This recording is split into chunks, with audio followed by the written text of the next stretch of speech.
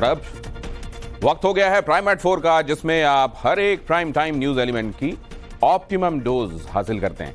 आइए आपको बताता हूं आज प्राइम एट 4 में क्या क्या है खास। यूपी में योगी पर प्रेशर पॉलिटिक्स, किसका एजेंडा है फिक्स, बताऊंगा आपको ये खबर। फिर फिसली नीतीश कुमार की जुबान, बिहार में विधानसभा में क्यों हुआ संग्राम, खबर पूरे नुआंसेस के साथ। जो मोदी से हारे अब किसान पॉलिटिक्स के सहारे, खबर और उसका पूरा डिटेल आपके सामने होगा। पाकिस्तान से लौटी सनम की बेवफाई, प्यार की कहानी आईएसआई की जासूसी पर आई, ये पूरी खबर क्या है आपको बताऊंगा प्राइम एट 4 में। और देश तमाम खबरें, बड़ी खबरें, वो उनकी ऑप्टिमम डोज आपके लिए हाजिर है। एक एक अपडेट आपके सामने होगा, लेकिन पहले देखिए बिहार की राजधानी पटना में क्या हुआ। यहां एक बार फिर से लाठीचार्ज की तस्वीरें यहां से सामने आई हैं। पटना में पुलिस का जोरदार लाठीचार्ज, यूथ कांग्रेस के कार्यकर्ताओं पर यह लाठीचार्ज हुआ। यूथ कांग्रेस के कार्यकर्ताओं का प्रोटेस्ट हो रहा था। महंगाई, अपराध और रोजगार के मुद्दे पर यह प्रदर्शन था। पेपर लीक के मुद्दे पर सरकार को घेरा। पुलिस लाठीचार्ज में कई कार्यकर्ता जख्मी हुए हैं। कल भी पटना में लाठीचार्ज हुआ था, हालांकि तब मुद्दा अलग था, और आज लगातार दूसरे दिन ये लाठीचार्ज आप देख रहे हैं। कांग्रेस के कार्यकर्ताओं पर देखिए किस तरह से लाठीचार्ज जो है वो यहाँ पर किया जा रहा है। दौड़ा दौड़ा कर जो कार्यकर्ता है उसको पीटा जा रहा है। यहाँ पर देखिए एक पुलिसकर्मी का सर भी फूट गया है। यहाँ पर तस्वीर देखिए, और ये वाटर कैनन से और लोगों को देखिए किस तरह से कार्यकर्ताओं को यहाँ पर बोरिंग रोड चौराहे के पास किस तरह से दौड़ा दौड़ा कर पीटा जा रहा है। दौड़ा दौड़ा कर यहाँ पर पुलिस जो है वो कार्यकर्ताओं को पीट रही है। आप देखिए तस्वीर किस तरह से कार्यकर्ताओं को पीटा जा रहा है। और ये विरोध प्रदर्शन, चूंकि बोरिंग रोड चौराहे पर ये प्रदर्शन चल रहा था यूथ कांग्रेस की तरफ से, तो बिल्कुल डेमोक्रेटिक में हम लोग जो प्रदर्शन करना चाहते हैं उस पर भी रोक लगा रही है। शांतिपूर्ण प्रदर्शन था, हम लोग जा रहे थे घेराव करने की, बताने अपनी बातों को कि बिहार के साथ कैसे धोखा हुआ है, कैसे नीट पेपर लीक हुआ, कैसे मेडिकल स्टडी हुआ, और इस तरह से लाठी से मारा जाता है। नीतीश सरकार और मोदी सरकार तानाशाही ये रवैया बंद करे। और अगली खबर भी बिहार से। बिहार विधानसभा में आज फिर हंगामा हुआ। जातिगत जनगणना को लेकर जोरदार हंगामा देखने को मिला। वेल में पहुंचकर विपक्ष ने जबरदस्त नारेबाजी की।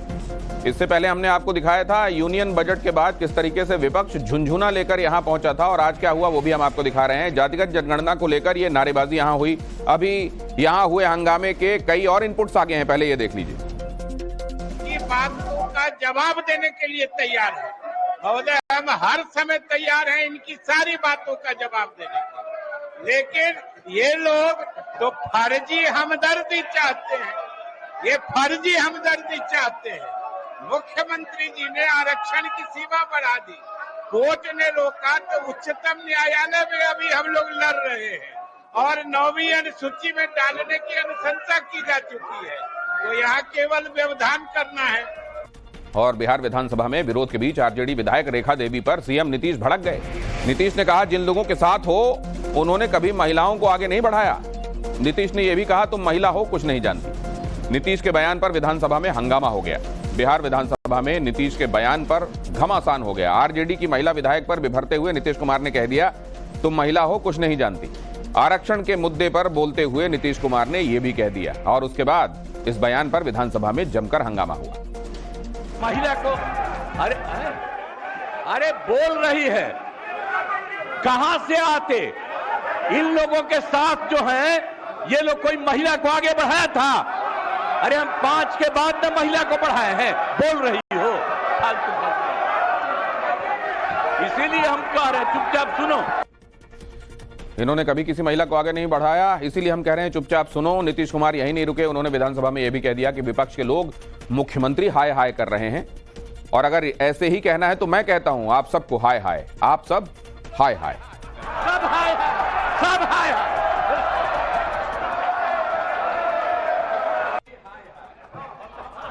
सब लोग हाय हाय, सब हाय हाय, सब हाय हाय।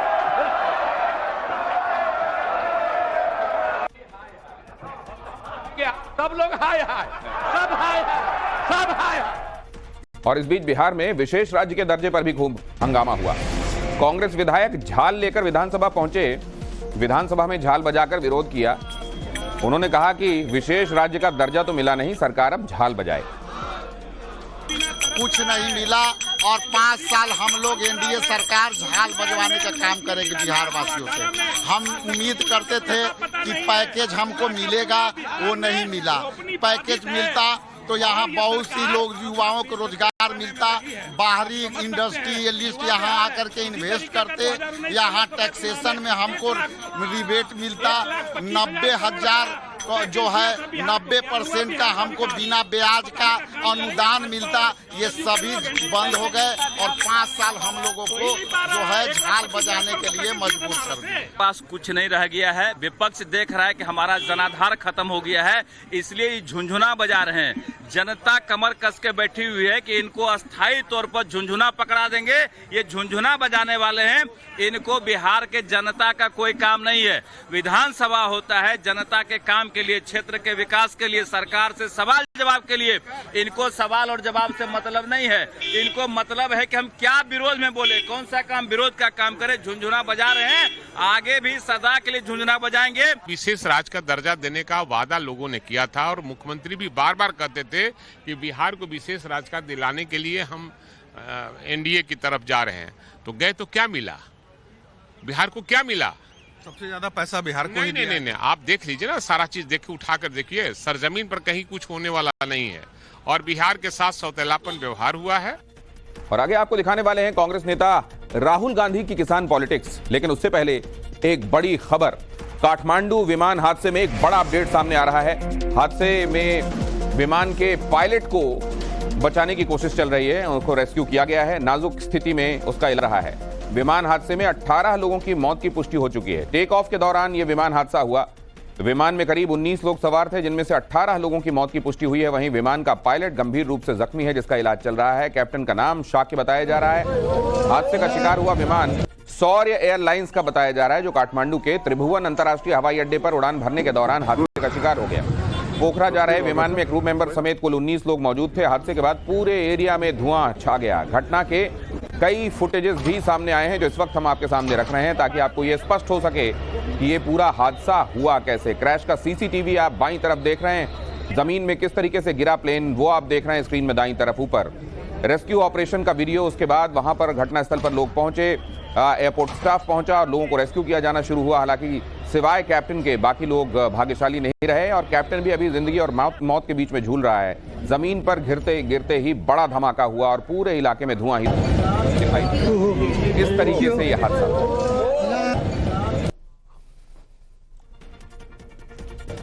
और दिल्ली में किसान नेताओं से मिले राहुल गांधी। 12 सदस्यीय प्रतिनिधिमंडल से राहुल ने मुलाकात की। संसद भवन स्थित कार्यालय में राहुल ने किसानों से मुलाकात की और उनसे जुड़ी समस्याओं को सुना। बैठक में कांग्रेस सांसद केसी वेणुगोपाल, अमरिंदर सिंह राजा वरिंग, सुखजिंदर सिंह रंधावा, गुरजीत सिंह औजाला, धर्मवीर गांधी, डॉक्टर अमर सिंह, दीपेंद्र सिंह हुड्डा और जयप्रकाश मौजूद थे। हमारे मैनिफेस्टो में एमएसपी विद लीगल गारंटी लिखा है। हमने पूरा उसका असेसमेंट किया है, वो किया जा सकता है। अभी मीटिंग में हमने ये डिसाइड किया कि जो इंडिया गठबंधन के बाकी लीडर्स हैं उनसे हम ये डिस्कशन करेंगे और फिर सरकार पर दबाव डालने की कोशिश करेंगे कि legal guarantee, MSP legal guarantee Hindustan के किसानों को मिले। अब वो चर्चा चल रही है, वो उसके बारे में हम इंटरनली डिस्कस करके वो करेंगे। और अब बात बारिश, बाढ़ और उसकी वजह से आई मुसीबत की। गुजरात में मूसलाधार बारिश ने भारी कहर बरपाया है। खबर ये पोरबंदर से देखिए। पहले पोरबंदर में कई सड़कें अब दिखाई ही नहीं देती, घरों में पानी भर गया है, लोग यहां से पलायन के लिए मजबूर हैं। ये जो जगह आपको दिखाई दे रही है, जहां पोल्स आपको एक कतार में दिखाई दे रहे हैं, असल में रोड है और अब यहां रोड दिखाई नहीं देती है। पूरा इलाका टापू में बदल गया है। घरों के भीतर ऐसे पानी घुसा हुआ है, देखिए इतने ज्यादा पानी में अब घर के भीतर कौन रह सकता है। और इस तरीके से लोग अपनों को लेकर एक जगह से दूसरी जगह जा रहे हैं और इन जगहों को अब खाली किया जा रहा है। पोरबंदर में हालात इतने बेकाबू हो चुके हैं कि निचले इलाकों में रहने वाले लोग सिर्फ 1 या 2 बार नहीं बल्कि 4-4 बार अपना घर बदलते नजर आ रहे हैं। ये रिपोर्ट देखिए। पोरबंदर में भारी बारिश के बाद तबाही की तस्वीर हर तरफ नजर आ रही है। शहर में इस वक्त एक तस्वीर ऐसी मैं दिखा रहा हूं कि आप देखिए, इस टेम्पो में पूरा का पूरा सामान एक घर का पैक किया हुआ है। इस परिवार को अब तीसरी बार अपना घर जो है वो 7 दिनों के भीतर बदलना पड़ रहा है। पहले उनका मकान वो सामने वाला था, वहाँ ज़्यादा निचला इलाका है जिसके चलते पानी कमर से ऊपर तक घरों के अंदर था, तो वो थोड़ी दूरी पर यहाँ शिफ्ट हुए। अब यहाँ पर पानी उतना ही भर गया तो अब ये यहाँ से तीसरी और जगह जा रहे हैं। तो आप सोचिए कि किस तरीके से लोगों को अब दिक्कतें हो रही है, मुसीबत हो रही है, और लोग अब अपना घर बार बार बदलने के लिए जो है वो मजबूर हो चुके हैं। और पोरबंदर के खंबाला में डैम उफन रहा है। आसपास के 13 गांवों में रेड अलर्ट जारी कर दिया गया है। भारी बारिश के बाद डैम पर वाटर लेवल बढ़ जाने से एक हफ्ते अब यहां पर खतरा और भी ज्यादा है, क्योंकि आगे भी मेट डिपार्टमेंट ये बता रहा है कि बारिश काफी ज्यादा होने वाली है। रेड अलर्ट पर हैं आसपास के 13 गांव, क्योंकि बांध अब उफनने लगा है। यहां पर आप उस उफान की तस्वीरें देख रहे हैं, और आगे भी ये चैलेंज बरकरार है, क्योंकि बारिश कम से कम 2 हफ्ते तक यहां ऑफ एंड ऑन ज्यादा होने वाली। वडोदरा देखिए गुजरात का, वहां क्या हो रहा है। भारी बारिश के बाद बाढ़ के हालात यहां भी हैं। सड़कों पर कई फीट गहरे जल भराव से हड़कंप है। निचले इलाकों में पानी भरने से मुसीबत बढ़ गई है। आईएमडी का अगले 1 हफ्ते तक भारी बारिश का अलर्ट भी है। मतलब अभी मुसीबत है और आगे भी निजात नहीं है। पूरा शहर इस भारी बारिश की चपेट में है, और ऐसे में जीवन चलाने के लिए आवाजाही जहां मजबूरी है, वहां की स्थिति देख लीजिए क्या है। गुजरात में मूसलाधार बारिश के बाद लगभग सभी नदियां और नाले उफान पर हैं। कई शहर बाढ़ और बारिश के कहर से लगातार जूझ रहे हैं। गुजरात के इन 4 शहरों की तस्वीरें आपके सामने रख रहा हूं। पोरबंदर की स्थिति मैंने आपको शुरुआत में ही एक्सप्लेन की। नवसारी देख लीजिए, वडोदरा भी मैंने आपको बताया वहां की हालत क्या है, और कच्छ भी देख लीजिए। गुजरात में कई जगह ऐसी जहां पर आपको ऐसा लगेगा कि लगता है तालाब में जाकर बस्तियां बसा दी गई। असल में बाढ़ का पानी इन जगहों पर घुस गया है, और अब निचले इलाकों से उसको निकालना भी जाहिर है आसान नहीं है। कई जगहों पर डैम ओवरफ्लो हो रहे हैं, और आने वाले दिनों में भी बारिश थमेगी नहीं तो ये मुसीबत जाएगी नहीं। गुजरात के डांग में ये आदिवासी इलाका है, भारी बारिश हुई है। बारिश से वाटरफॉल का लेवल, यहां पर वाटर लेवल बढ़ गया है। झरने से गिरते सैलाब का वीडियो वायरल हो गया है। बहते झरने से आसपास जो ये दूर से आपको खूबसूरती दिखाई दे रही है, ये कई जगहों पर लोगों के लिए परेशानी का बायस भी बन गई।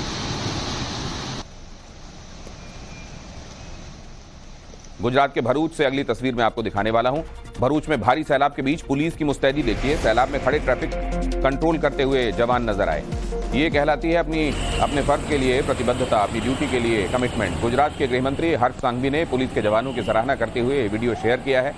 वीडियो में पूरा इलाका पानी से ढका हुआ नजर आ रहा है। सड़क के किनारे चेन बनाकर पुलिस के जवान तैनात हैं। इंस्ट्रक्शन के जरिए ट्रैफिक को कंट्रोल कर रहे हैं, ताकि सैलाब के चलते ट्रैफिक जाम ना हो और लोगों को परेशानी और ज्यादा ना झेलनी पड़े।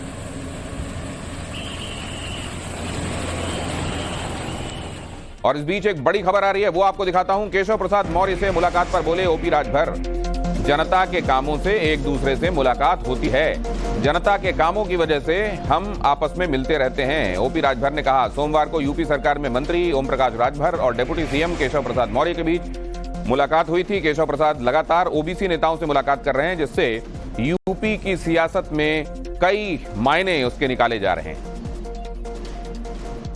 आपकी जो मुलाकात हुई केशव प्रसाद मौर्य से, उसको भी लेकर सवाल उठ रहे हैं कि ओबीसी नेताओं से मिल रहे हैं, आपसे मिले, दारा सिंह चौहान से मिले, संजय निषाद से मिले। अभी तो माननीय ब्रजेश पाठक जी से मिल के तब आया हूँ यहाँ। हम एक अंग हैं, मुख्यमंत्री जी के हम लोग अंग हैं, तो हम एक दूसरे से नहीं मिलेंगे।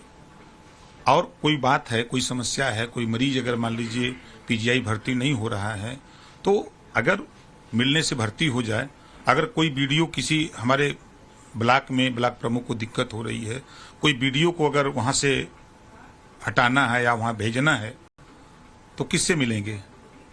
राहुल जी से मिलें, अखिलेश जी से मिलें? हमको तो मिलना पड़ेगा, संबंधित विभाग के मंत्री हैं, तो उनके यहाँ जाके मिलना पड़ेगा। जनता के कामों की वजह से मिलना पड़ता है। यूपी के सियासी गलियारों में चर्चा है कि केशव प्रसाद मौर्य ओबीसी नेताओं के साथ मिलकर योगी के खिलाफ मोर्चा खोल रहे हैं। और इसकी वजह यह है कि पिछले दिनों केशव प्रसाद मौर्य ने ओबीसी नेताओं के साथ ताबड़तोड़ मुलाकातें की हैं। 22 जुलाई को केशव प्रसाद मौर्य ओपी राजभर से मिले, और इसके बाद 23 को दारा सिंह और संजय निषाद से उनकी मुलाकात हुई, और मुलाकात की फोटो खुद केशव प्रसाद मौर्य ने सोशल मीडिया पर डाली है। तारीखों के साथ ये मुलाकातें आपको दिखाई दे रही हैं। आज यानी 24 जुलाई को ब्रजेश पाठक और ओपी राजभर की फिर से मुलाकात हुई है। और आगे आपको दिखाएंगे बजट को लेकर क्यों है संग्राम, लेकिन उससे पहले देखिए कैसे दर्दनाक हादसे से दहल गया शिमला। हिमाचल प्रदेश के शिमला में दर्दनाक हादसा हुआ। शडे नाली के पास एक कार गहरी खाई में गिर गई। कार में 5 लोग सवार थे, जिनमें से 2 की मौके पर ही मौत हो गई, जबकि 3 लोग घायल हैं। घायलों को अस्पताल में भर्ती कराया गया है। कार सवार सभी लोग शादी समारोह में कैटरिंग का काम करने आए थे। मृतक भोजपुर और सोलन के रहने वाले हैं। कर्नाटक के रामनगरा में बच्ची से रेप और उसकी हत्या के बाद लोग सड़कों पर उतर आए। हत्यारे को फांसी देने की मांग करते हुए मार्च निकाला। हत्यारा इरफान रिश्तेदार बताया जा रहा है। पुलिस ने आरोपी को गिरफ्तार कर लिया है। बताया जा रहा है कि आरोपी बच्ची को घर से लेकर गया था, उसके बाद उसने वारदात को अंजाम दिया। घटना के बाद लोगों में काफी आक्रोश है। छत्तीसगढ़ के कोंडागांव में सुरक्षा बलों ने नक्सलियों के नापाक मंसूबे को नाकाम कर दिया है।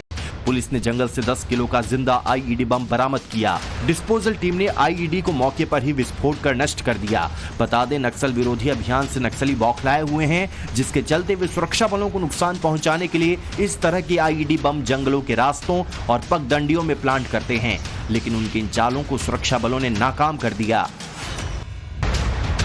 राजधानी भोपाल के बड़े तालाब के पास स्थित सेल्फी पॉइंट के झरने के पास एक युवक युवती का शव मिला है। मुख्यमंत्री आवास के पीछे की ओर बड़े तालाब पर बने सेल्फी पॉइंट पर लाश मिलने से सनसनी फैल गई। सेल्फी पॉइंट पर उन दोनों के चप्पल के साथ चुन्नी भी मिली। फिलहाल पुलिस शवों को बाहर निकालकर पूरे मामले की जांच कर रही है। जम्मू कश्मीर के कुपवाड़ा क्षेत्र में जारी मुठभेड़ में सुरक्षा बलों ने एक आतंकी को ढेर कर दिया है। पूरे इलाके में सुरक्षा बलों का सर्च ऑपरेशन जारी है। मुठभेड़ में एक जवान के शहीद होने की भी खबर है। इससे पहले मंगलवार को पुंछ में एनकाउंटर हुआ था, जिसमें लांस नायक सुभाष कुमार शहीद हुए थे। बता दें, पिछले 24 दिन में अब तक जम्मू कश्मीर में 8 बड़े आतंकी हमले हुए हैं। इनमें कुल 13 जवान शहीद हुए, जबकि सुरक्षा कर्मियों ने 12 आतंकियों को मार गिराया है। और अब आपको दिखाता हूं यह खबर, जहां विपक्ष ने संसद में बजट को लेकर विरोध प्रदर्शन किया है। आम बजट को लेकर विपक्ष का बड़ा आरोप है। ये बड़ी खबर मैं आपके सामने रख रहा हूं। प्राइम एट 4 संसद में विपक्षी सांसदों का हंगामा। आम बजट को लेकर विपक्ष का बड़ा आरोप। केंद्रीय बजट भेदभावपूर्ण और खतरनाक है, विपक्ष ने कहा। केंद्र के बजट में कई राज्यों की अनदेखी हुई। विपक्ष ने नीति आयोग की बैठक का बहिष्कार किया।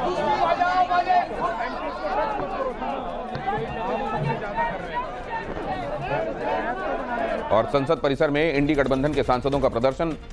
बजट के खिलाफ जमकर नारेबाजी हुई। इंडी गठबंधन के प्रदर्शन में शामिल हुए राहुल गांधी तख्तियां लेकर बजट का विरोध किया। समर्थन मूल्य किसान को न मिलकर के जो अलायंस पार्टनर जो सरकार बचा रहे हैं, उन्हें समर्थन मूल्य सरकार दे रही है। ये तो अखबारों में भी छपा है। आप पहले बेरोजगार करते हैं, बेरोजगारी बढ़ाते हैं, और उसके बाद ऐसी आधी अधूरी नौकरी लाते हैं जिससे किसी नौजवान का भविष्य बनने वाला नहीं है। इंटर्नशिप के बाद क्या होगा, उनको नौकरी कौन देगा। तीसरा, महंगाई को लेकर के सरकार कोई ऐसा ठोस कदम नहीं उठा पाई जिससे महंगाई नियंत्रण होती। अगर कहीं आपने मिडिल क्लास को कुछ सहूलियत भी दी है, तो वो अपनी महंगाई से आप वापस ले रहे हैं। सब नाराज है, सब निराश है, क्योंकि साफ साफ झलकता है कि ये एक कमजोर सरकार की मजबूरी में बनी हुई एक बजट है। सिर्फ अपने कुर्सी को बचाने के लिए, सत्ता पर कायम रखने के लिए। इसीलिए जो अन्याय हुआ है उसके विरोध में प्रोटेस्ट। जो डिमांड है, जो बिहार के मुख्यमंत्री का और जेडीयू का एक डिमांड था कि बिहार को विशेष राज्य का दर्जा और स्पेशल पैकेज मिलना चाहिए, तो उसमें उनको मिला क्या है? कहीं ना कहीं एक तरह से देखा जाए तो उनको मतलब एक तरह से एक झुंझुना और एक लॉलीपॉप देके उनको जो प्रधानमंत्री जी के सर के ऊपर जो तलवार लटकी हुई है, उसको फिलहाल टालने के लिए उनको वो दिया गया है। डिमांड तो आपने देखा है, ये देश का बजट नहीं है, बजट देश का होता है। बजट सरकार बचाने के लिए नहीं होता है, कुर्सी बचाने के लिए नहीं। खेड़कर, उनको लेकर नया अपडेट क्या है? ट्रेनी आईएएस अधिकारी के लापता होने की खबर है। पूजा खेड़कर पिछले 5 दिनों से नदारद है। दिल्ली पुलिस की एफआईआर के बाद से वो लापता हैं। यूपीएससी ट्रेनिंग सेंटर मसूरी भी वो नहीं गई हैं, जबकि उन्हें तलब किया गया था वहां, और 23 जुलाई को पेश होने की डेडलाइन। तो अब वो फरार हैं। पिछले कुछ दिनों से चर्चाओं में चल रही ट्रेनी आईएएस पूजा खेड़कर लापता हो गई हैं, जब से उनके खिलाफ केस दर्ज हुआ है। और तब से उनका पता ही नहीं चल रहा है। यूपीएससी ने उनके खिलाफ मुकदमा दर्ज कराया है। दिल्ली की क्राइम ब्रांच में कई धाराओं में उनके खिलाफ मुकदमा दर्ज किया गया है। पूजा खेड़कर के खिलाफ जालसाजी, धोखाधड़ी, आईटी और विकलांगता अधिनियम में एफआईआर दर्ज की गई है। यूपीएससी ने भी उन्हें कारण बताओ नोटिस जारी किया है, लेकिन अब उनका कहीं पता ही नहीं चल रहा है। और अभी नहीं खुलेगा शंभू बॉर्डर, यह खबर भी देख लीजिए। शंभू बॉर्डर को लेकर सुप्रीम कोर्ट का फैसला सामने आ गया है। सुप्रीम कोर्ट ने स्टेटस को बनाए रखने का आदेश दिया है, यथास्थिति बरकरार रखने के लिए कहा है। सुप्रीम कोर्ट ने कमेटी बनाने का प्रस्ताव दिया है। पिछले काफी दिनों से शंभू बॉर्डर खुलेगा या नहीं, इसको लेकर कयास चल रहे थे। मामले पर सुप्रीम कोर्ट में सुनवाई हुई। हरियाणा पंजाब बॉर्डर पर किसान आंदोलन मामले में शंभू बॉर्डर खोलने के आदेश के खिलाफ हरियाणा सरकार ने अर्जी दाखिल की थी। इस मामले में सुप्रीम कोर्ट ने यथास्थिति बनाए रखने का आदेश दिया। कोर्ट ने मामला सुलझाने के लिए कमेटी बनाने का प्रस्ताव दिया है और इस संबंध में पंजाब हरियाणा सरकार से सुझाव मांगा है। और किसान 13 फरवरी से शंभू बॉर्डर में डेरा डाले हुए हैं। 10 जुलाई को पंजाब और हरियाणा हाईकोर्ट ने हरियाणा सरकार को एक सप्ताह के भीतर बॉर्डर से बैरिकेड हटाने के लिए कहा था, ताकि लोगों को आने जाने में कोई परेशानी ना हो। और इसके बाद 16 जुलाई को चंडीगढ़ में किसान नेताओं की बैठक हुई। इसमें तय हुआ कि जब बॉर्डर खुलेगा तो फिर से दिल्ली की तरफ वो कूच करेंगे। इसी दिन हाईकोर्ट के फैसले को चुनौती देने के लिए हरियाणा सरकार सुप्रीम कोर्ट पहुंच गई। 22 तारीख को हरियाणा सरकार ने कोर्ट में अपना पक्ष रखा, जिस पर आज सुप्रीम कोर्ट ने फैसला सुनाते हुए फिलहाल शंभू बॉर्डर पर स्टेटस को बनाए रखने का आदेश दिया है। और आगे आपको दिखाएंगे पश्चिम बंगाल में दुर्गा पूजा पंडाल के मुद्दे पर क्यों गर्मा गई सियासत। लेकिन उससे पहले देखिए उत्तराखंड के सीएम पुष्कर सिंह धामी का केदारनाथ दर्शन। उत्तराखंड के मुख्यमंत्री पुष्कर सिंह धामी आज बाबा केदारनाथ के दर्शन के लिए केदारनाथ धाम पहुंचे। बाबा केदारनाथ का रुद्राभिषेक किया। इसके बाद सीएम ने व्यवस्थाओं का जायजा लिया, मंदिर समिति के सदस्यों एवं तीर्थ पुरोहितों से मुलाकात की, साथ ही केदारनाथ में चल रहे पुनर्निर्माण एवं विकास कार्यों की समीक्षा बैठक की। सीएम योगी लगातार समीक्षा बैठक कर रहे हैं। बरेली के बाद शाम 6:30 बजे मुरादाबाद मंडल के बीजेपी और सहयोगी दलों के जनप्रतिनिधियों के साथ मुख्यमंत्री आवास पर समीक्षा बैठक करेंगे। बैठक में सीएम विकास योजना और कानून व्यवस्था से जुड़े मुद्दों को लेकर जनप्रतिनिधियों का फीडबैक ले रहे हैं। इससे पहले मुख्यमंत्री देवीपाटन, अयोध्या, मिर्जापुर, आजमगढ़ और मेरठ और आगरा मंडलों के जनप्रतिनिधियों के साथ समीक्षा बैठक कर चुके हैं। 29 जुलाई से उत्तर प्रदेश का विधानमंडल सत्र शुरू होने जा रहा है। इससे पहले नेता प्रतिपक्ष का चुनाव भी समाजवादी पार्टी को करना है। सपा पीडीएफ फॉर्मूले के तहत विधानमंडल के दोनों सदनों में नेता प्रतिपक्ष की कुर्सी पर नेताओं को जिम्मेदारी देना चाह रही है। इनमें इंद्रजीत। दुर्गा पूजा पंडाल पर सियासत गर्म हो गई है। दुर्गा पूजा में थीम पंडाल पर नए आदेश से विवाद शुरू हुआ। थीम पंडाल बनाने से पहले पुलिस की इजाजत जरूरी होगी। पंडाल की थीम को पुलिस से पहले शेयर करना होगा। थीम पर अब पुलिस की निगाहें रहेंगी। पश्चिम बंगाल की मुख्यमंत्री ममता बनर्जी ने दुर्गा पूजा की तैयारियों को लेकर पूजा कमेटी, पुलिस और संस्थाओं के साथ एक दिन पहले कोलकाता में बैठक की थी और इसी बैठक के बाद ममता सरकार की तरफ से थीम पंडाल को लेकर आदेश जारी किया गया और पुलिस से इसके लिए परमिशन लेना अनिवार्य कर दिया गया। এখন একটু তাড়াতাড়ি মিটিং করলাম, তার কারণ হচ্ছে কোন পুজোর কি থিম, এটা নিয়ে আমি রাজীবকেও বলবো, বিনীতকেও বলবো। জেলা ব্লক থেকে শুরু করে কলকাতার সব ক্লাবগুলো একটু দেখে নেওয়া। থিম নিশ্চয়ই অনেকেই ডিসক্লোজ করতে চায় না, এটা তার নিজস্বতা, আমি ডিসক্লোজ করতে বলছি না, কিন্তু পুলিশকে আপনারা শেয়ার করুন আপনাদের কি করতে যাচ্ছেন নতুন করে। স্ট্যাম্পিড যাতে না হয়, ক্লাবগুলোকে এটার জন্য দায়িত্ব নিতে হবে। পুলিশ আপনার পাশে থাকবে, সর্বরকম সহযোগিতা করবে। दुर्गा पूजा आयोजकों का ममता सरकार पर हमला। दुर्गा पूजा में राजनीति करने का आरोप लगाया। घुसपैठियों को खुश करने की कोशिश का आरोप लगाया।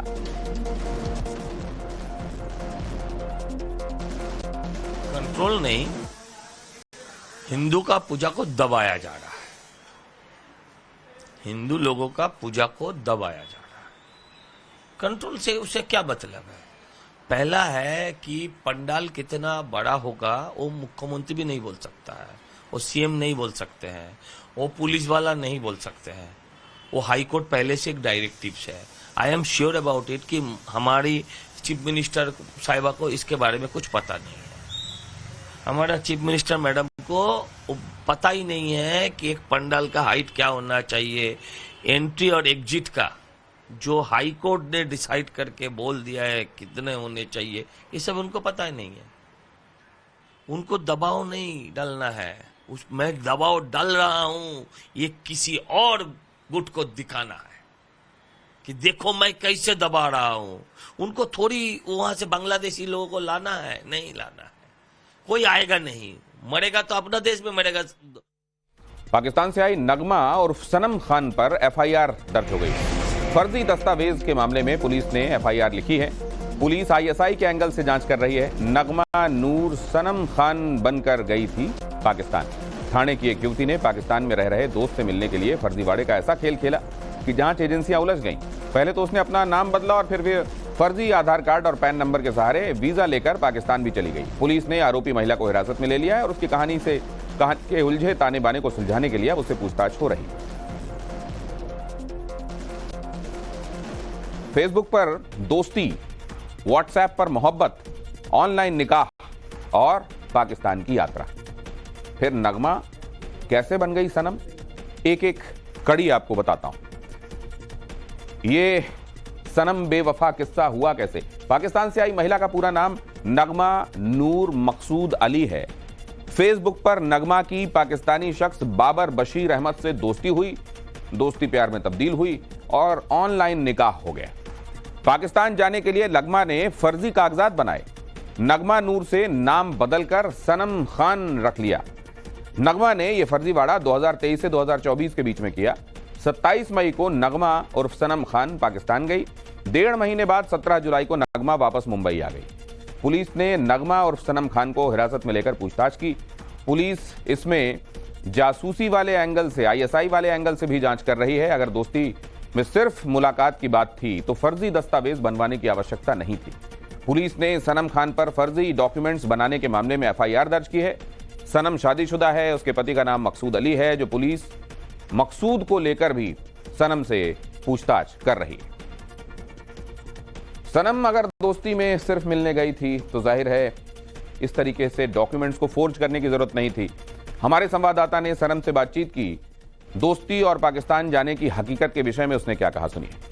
हाँ, मेरा बचपन से वही रहा है। तो सन 2015 में, 15 आप जानते हैं अभी 24 चल रही है, सन 2015 में मैंने अपनी मर्जी से नाम चेंज किया था। जो मुझे नाम पसंद नहीं था, नगमा नूर ज़्यादा मुझे पुराना लगता था, तो मैंने अपनी मर्जी से सनम खान डाला था। सनम नाम सुना था मैंने, ऐसी मूवियों में, आप जानते हैं मूवी वगैरह भी कितनी है, तो मैंने सनम खान डाल दिया था। उस केस से कोई लेने देना नहीं है, मैंने नाम चेंज किया। फिर कोरोना आप जानते हैं, फिर तो यानी आपने जो दस्तावेज है वो सही बनाया, वो फर्जी नहीं है? नहीं, वो फर्जी नहीं है, मेरे ओरिजिनल है। आप फर्जी उसको कह सकते थे, हाँ चलो फिंगरप्रिंट अगर अलग होते, आधार कार्ड नंबर अलग होता या मेरा फोटो अलग होता, आप उसको जाली कह सकते थे। तो आपने नए नाम से जो अपना आधार कार्ड, पैन कार्ड और पासपोर्ट बनाया? नहीं, पासपोर्ट तो मैंने अभी बनवाया ना 23 में, और मेरा पैन कार्ड, आधार कार्ड वो 15 का बना हुआ है। मेरा ऐसा कुछ इरादा नहीं था कि मैं कभी पाकिस्तान जाऊंगी या मेरी शादी होगी या मेरा कोई रिलेशनशिप होगा, इससे उस बात से कोई लेना देना नहीं था। उत्तर प्रदेश के झांसी से यह खबर देखिए। आधे घंटे की बारिश और कई इलाके जलमग्न हो गए। शहर की सड़कों पर दरिया नजर आया। इस बारिश ने लोगों को यहां लगातार चली आ रही गर्मी से जरूर कुछ राहत दी है, लेकिन फिर अब ये दूसरी तरह की मुसीबत उनके सामने है। कई इलाकों में जलभराव हो गया है और लोग परेशान हैं। स्मार्ट सिटी में प्रशासनिक दावों की पोल भी खुल रही है। लोगों के घरों तक में पानी भरा हुआ है और सड़क में पानी भरा होने से कई जगहों पर स्थितियां क्या हैं, यहां तस्वीरें आपको बता रहे हैं।